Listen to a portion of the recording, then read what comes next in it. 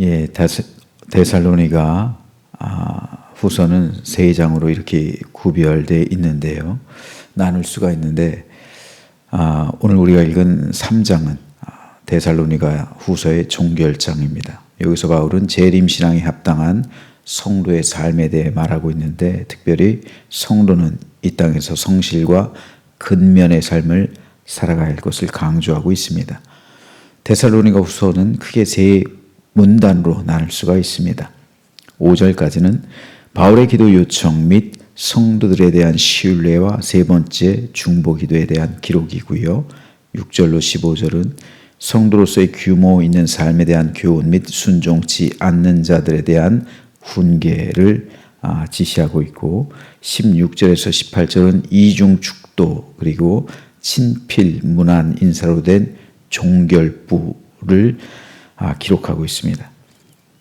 바울은 이 서신을 마치면서 데살로니가 교회 성도들 위한 축도를 하는데, 데살로니가 후서에서는 특이하게도 이중 축도를 하고 있습니다. 즉 2번 반복하고 있는 거예요. 평강의 주께서 친히 때마다 일마다 너에게 평강 주시고 주께서 너희 모든 사람과 함께 하시기를 원하노라. 나 바울은 친필로 문안하노니 이는 편지마다 비오시로써 이렇게 쓰노라. 우리 주 예수 그리스도의 은혜가 너희 무리에게 있을지어다.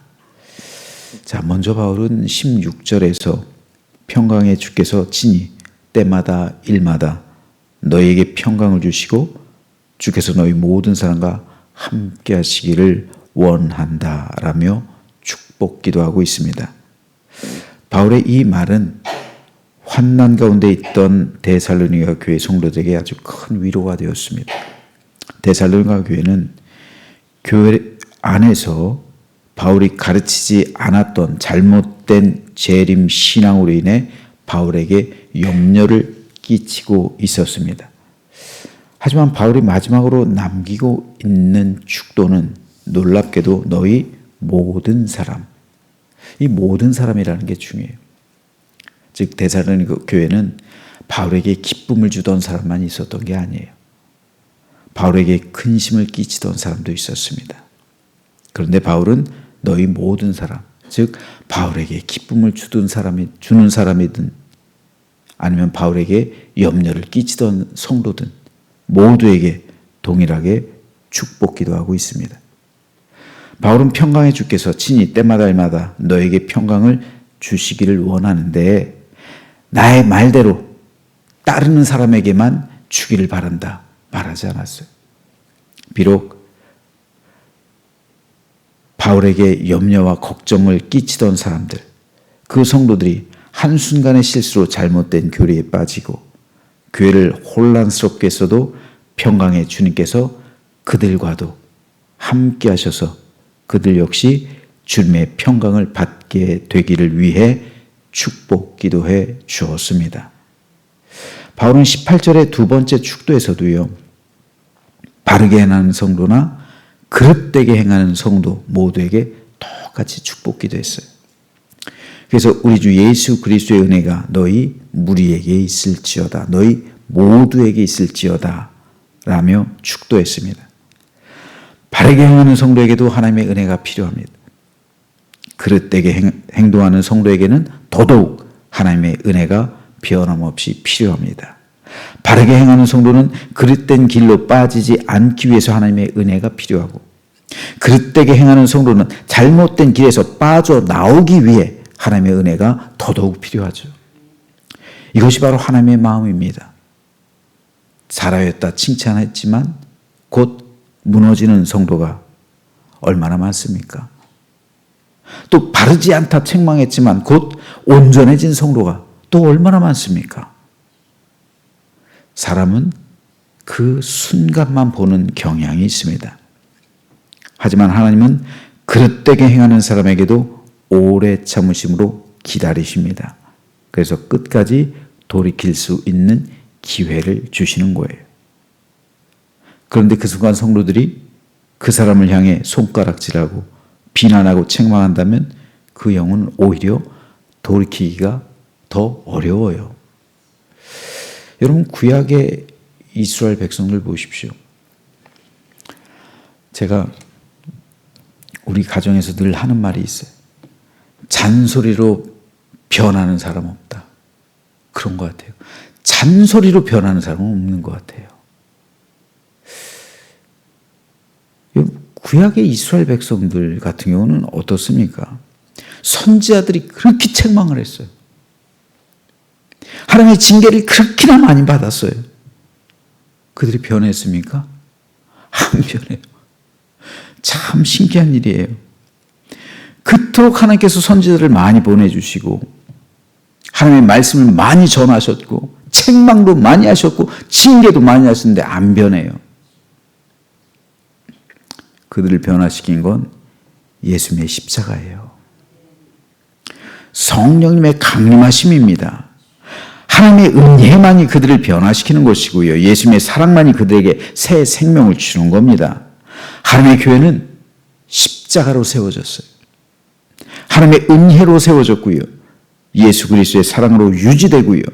성령님의 감화, 감동, 역사심으로 재생산되는 곳이 교회입니다. 그러므로 우리는 바울의 이 축복을 배워야 합니다. 나를 대적하거나 나에게 상처 주거나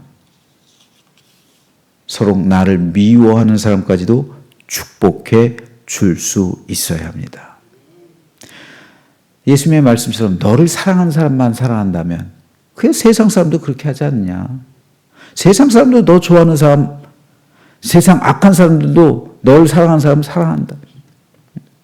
하지만 성도는 너를 미워하는 사람도 마땅히 사랑할 수 있어야 한다. 이게 예수님의 말씀이잖아요. 예수님의 말씀입니다. 너희가 만일 너희를 사랑하는 자만을 사랑하면 칭찬받을 것이 무엇이냐? 죄인들도 사랑하는 자는 사랑하느니라. 바울 역시 로마 교회에 보낸 서신에서 이렇게 말합니다. 너희를 박해하는 자를 축복하라. 축복하고 저주하지 마라. 예수님이 만일 사랑하는 사람만을 위해서 죽으셨다면, 십자가를 지셨다면 아마도 우리는 이 자리에 있지 못했을 겁니다. 우리도 한땐 죄인이었어요. 우리도 한때는 예수님의 십자가의 원수로 행했던 사람들입니다. 그러한 죄인을 사랑하셨기 때문에 오늘 저와 여러분이 이 자리에 앉아 있는 거예요. 그러므로 우리 모두 예수님의 그 사랑을 본받아 우리도 남들을 축복하며 살아가기를 주님의 이름으로 축복합니다.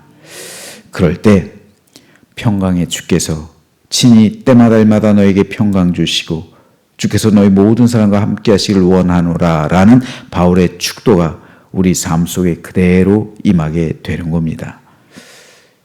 여러분, 이 평강은요, 세상이 주는 평강이 아닙니다.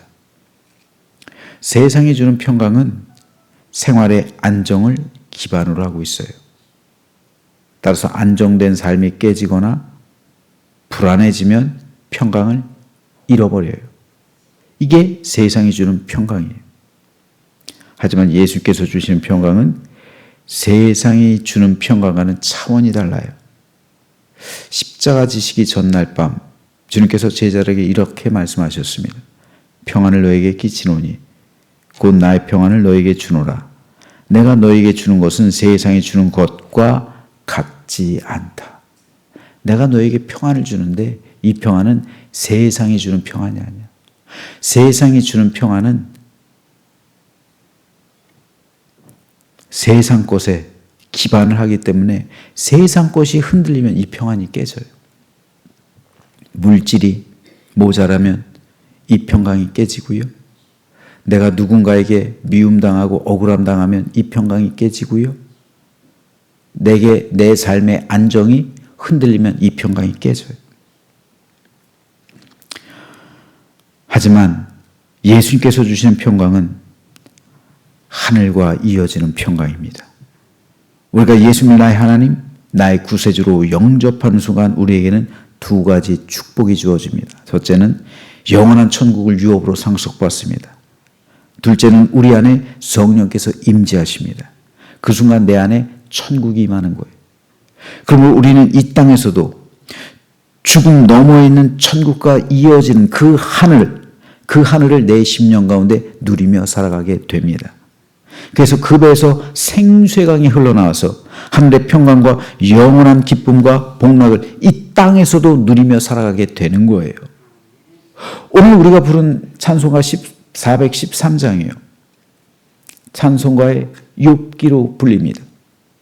이 곡을 작사한 스패포드 교수요. 무디 교회 집사였습니다. 무디를 도와 신실하게 사역하던 성도였어요. 변호사이자 교수이자 건축가, 사업가였어요. 하지만 그가 진 건축물들이 모두 불에 타서 그는 파산하게 됩니다. 이 충격이 너무나도 커서 여행을 잠시 다녀오라는 의사의 권유에 따라 온 가족이 함께 프랑스 파리로 여행하기로 해요. 하지만 그에겐 아직 처리해야 할 일이 남아 있었고 가족들 먼저 파리로 보냅니다.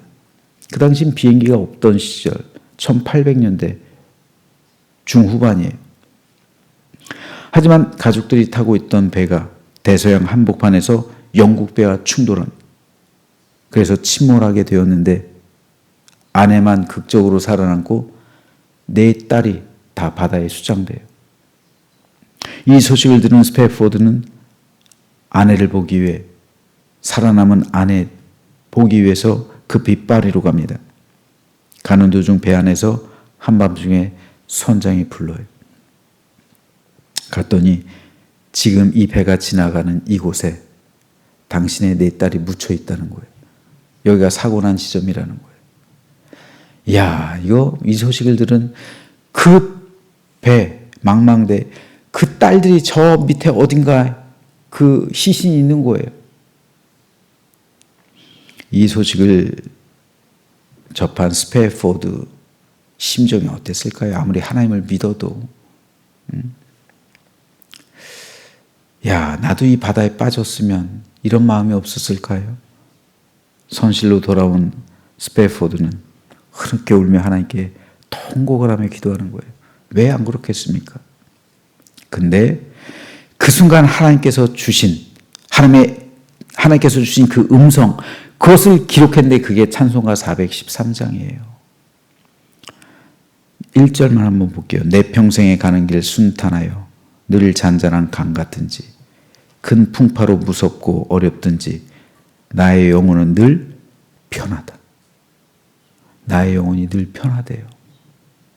내 딸이 지금 죽었는데, 내 딸이 지금 이 바다 밑에 있는데 내 영혼이 편하대요. 내 영혼 평안해. 내 영혼 평안해. 내 영혼 평안해. 4명의 자식을 잃었는데 뭐가 평안할까요? 그런데 왜 스패포드는 평안하다고 고백할까요? 4명의 딸들이 지금 하나님과 함께 있음을 믿기 때문에 그래요. 영원한 하나님 나라의 그 평강 가운데 자신의 딸들이 있음을 깨달았기 때문이고, 그 하늘의 평강이 자신에게도 임하고 있음을 체험하고 있는 거예요. 바로 이것이 세상이 줄 수 없는 평안입니다. 예수님께서 주시는 이 평안은 세상이 주는 평안과는 차원이 달라요. 세상이 주는 평안은 이 평안이 깨지는 거죠. 모든 것이 깨져요. 그럼 이 사람은 미치는 거예요. 아니면 극적인 선택을 하거나 그렇게 되는 거예요. 하지만 예수님께서 주시는 평안은 세상 것과는 다릅니다. 주님께서 주신 평안은 하늘에 속한 평안이고 주님 안에서 누리는 평안입니다. 그래서 바울은 성령의 9가지 열매 중에서 3번째 열매를 화평이라고 소개하고 있어요. 바울이 성령을 경험하니까, 이건 성령의 열매는 바울이 경험하고 있는 거예요. 성령의 첫 번째 열매, 성령께서 임하시니까 사랑의 열매를 맺더라. 2번째 기쁨의 열매가 임하더라. 3번째 화평의 열매가 임하더라. 여러분, 화평은요 헬라어 원어로 평강과 똑같은 단어예요. 평강이에요. 즉 그리스도 예수의 사람들은 평강이라는 성령의 열매를 맺는 거예요. 성령께서 내게 임하시면 어떤 상황에서도 샬롬. 이 샬롬이에요. 샬롬이 임하는 거예요. 어떤 상황에서도 주님의 평강. 내 마음이 평안하단 말이에요. 어떤 상황에서도 내 마음이 흔들리지 않는단 말이에요. 세 번째 열매예요. 평강. 샬롬이란 말입니다.